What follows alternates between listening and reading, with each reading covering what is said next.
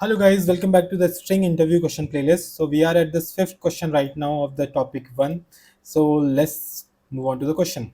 So basically question is how do you get the length of the string. ठीक है, बहुत simple question है, ये नहीं पूछा जाएगा आपसे, लेकिन इसका जो नेक्स्ट पार्ट है वो पूछा जाएगा इंटरव्यू में. Why does an array uses dot length, ठीक है, but a string uses dot length method वाला ही है सिंबल, ठीक है, विद दिस ब्रैकेट्स.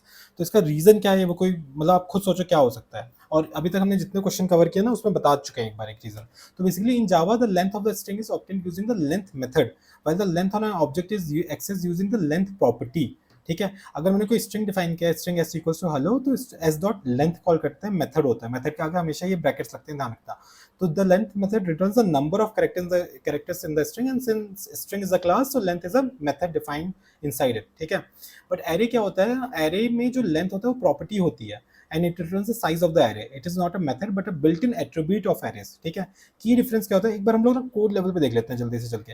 अब देखो यहाँ पे जो है स्ट्रिंग इस तरह से डिफाइंड है, ठीक है, और अगर मैं s1 डॉट लेंथ कॉल करूँ ना, तो पहले तो अगर मैं स्ट्रिंग पे जाऊँ, ये स्ट्रिंग आपको दिखेगी क्लास है, फाइनल टाइप की क्लास. और याद रखना कि फाइनल के ऊपर क्वेश्चन आता है कि स्ट्रिंग की क्लास फाइनल क्यों होती है, स्ट्रिंग इम्यूटेबल क्यों होता है, तो उसमें भी फाइनल एक रीजन है. ठीक है, अब यहाँ पे अगर मैं स्ट्रिंग क्लास के मेथड सर्च करने लग जाऊँ ना, तो यहाँ पे एक लेंथ करके भी मेथड मिलेगा आपको.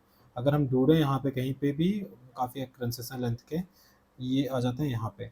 तो लेंथ ये रहा, लेंथ लेंथ लेंथ यहीं से आ जाता है. देखो यहाँ से ढूंढने पे ये रहा लेंथ, ठीक है, यहाँ पे डिफाइंड है.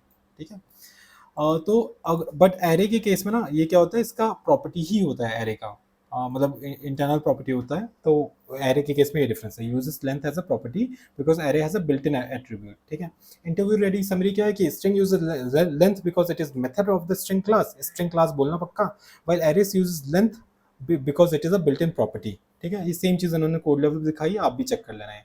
कॉमन मिस्टेक्स क्या हो सकते हैं यहाँ पे, ये डिफाइंड है यहाँ पे कि यूजिंग, हाँ यार ये कॉमन मिस्टेक्स याद रखना.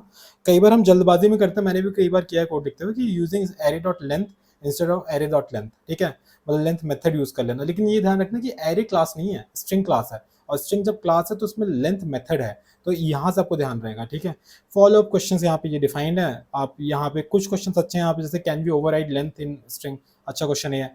ठीक है, why are arrays not full fledge objects in classes, objects like classes, ये भी क्वेश्चन अच्छा है but not that important. But एक बार इसको अब हम आगे कवर कर ही लेंगे. What is the time complexity of length in string. ठीक है, so guys this is it for this question, let's move on to next one.